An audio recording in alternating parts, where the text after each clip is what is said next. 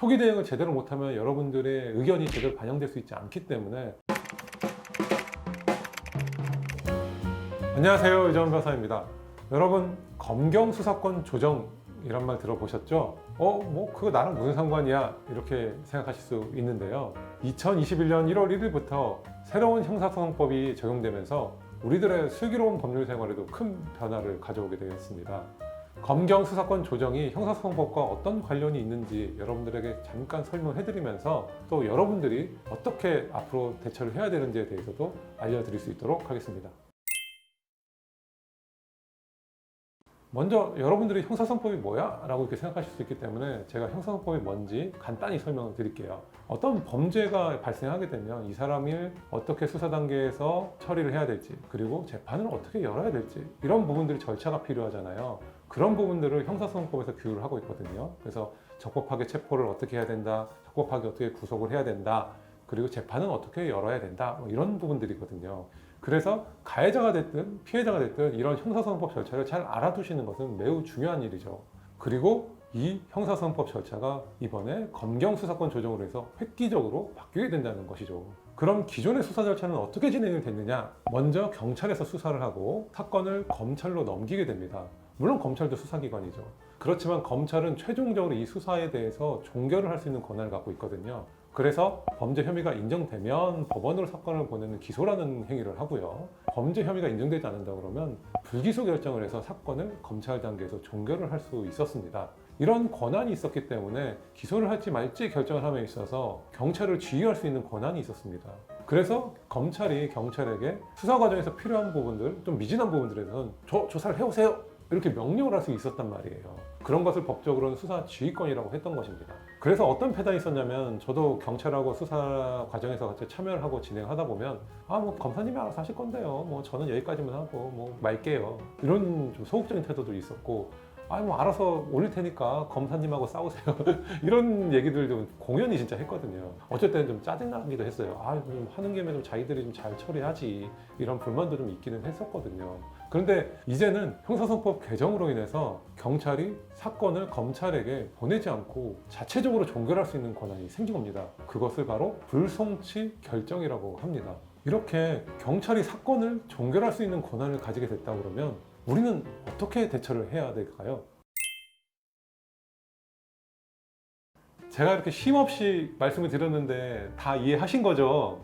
이해 못하시면 안 되는데 제가 정말로 다시 한번 정리를 해서 중요한 포인트 한 2가지만 말씀드릴게요. 이제부터는 정말로 경찰의 수사 단계에서 전초전이 중요하다라고 정말 생각하셔야 돼요. 이게 어떤 의미냐면요, 예전에는 경찰에서 수사를 해서 검찰로 사건을 넘겼고 최종적으로는 검찰에서 모든 사건을 총괄했잖아요. 근데 이제는 경찰에서 검찰로 사건을 보내지 않을 수 있다는 거거든요. 그건 뭐예요? 근데 예전엔 2번 심사를 거칠 수 있었는데 이제는 1번으로 끝난다는 거예요. 조금 쉽게 풀어서 설명을 드리자면, 가해자 입장에서는 한 번만 조사를 잘 받아서 경찰당에서 마무리하면 검찰은 그냥 무사 통과가 되는 것이고요. 피해자 입장에서 내가 고소를 했지만 경찰에서 잘못 판단을 받으면 검찰 가서 뒤집기란 하늘의 별 따기가 되는 거예요. 그렇기 때문에 첫 단계가 너무너무 중요해진 거예요.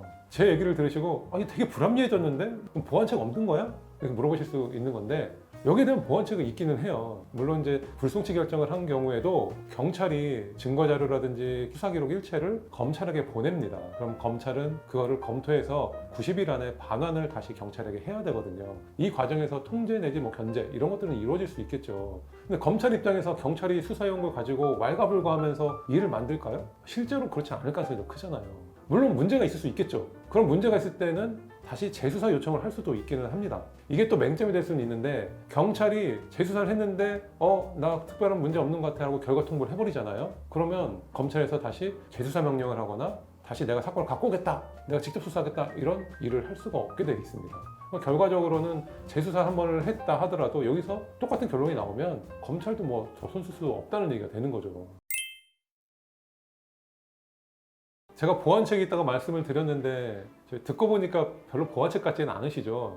저도 좀 그렇게 생각이 좀 들기는 합니다. 예전에는 경찰, 검찰 2단계로 뭔가 그래도 수사가 이루어졌는데 이제는 정말로 경찰 중심적인 수사가 이루어지게 될 것이고, 그에 따라서 검사는 공소를 제기하고 유지하는 이런 역할들만 많이 할 것 같거든요.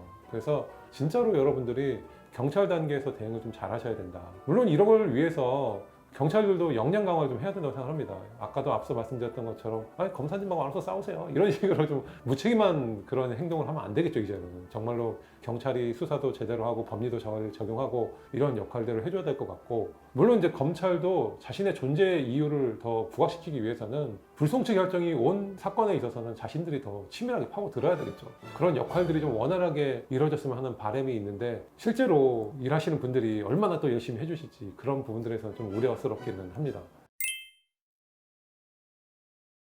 자, 여기서 끝이냐? 아니죠. 여러분, 이거 잊지 말고 가셔야 될 하나, 마지막으로 알려드리겠습니다. 고소, 고발을 하신 분은 꼭 이의신청 제도를 기억하셔야 합니다. 실제적으로 따진다 그러면 이 제도가 가장 그나마 우리 고소나 고발을 하신 분한테는 보완책이 될 수 있는 부분이라고 할 수 있겠습니다.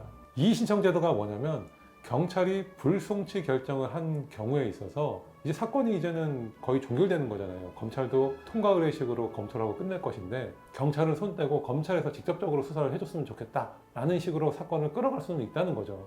형사소송법 245조의 6에 의하면 경찰이 앞서 말씀드린 불송치 결정을 하는 경우에는 왜 불송치하는지에 대해서 이유를 통지해 줘야 됩니다. 이런 통지를 받고 나서 사건이 그냥 끝났구나 이렇게 생각하시면 안 되고, 내가 좀 부당하거나 어떤 억울함이 있다고 하시면 꼭 이의신청 제도가 있다는 걸 상기하시고 신경을 꼭 쓰셔야 합니다. 제가 여러 가지로 설명을 드렸는데요. 법률적인 내용들은 여러분 다 잊으셔도 되고요. 여러분들이 꼭 기억해야 될 부분은, 내가 어떤 형사사건을 진행함에 있어서 고소를 할 수도 있고, 또 내가 어떤 혹시라도 가해자가 될 수도 있는 거잖아요.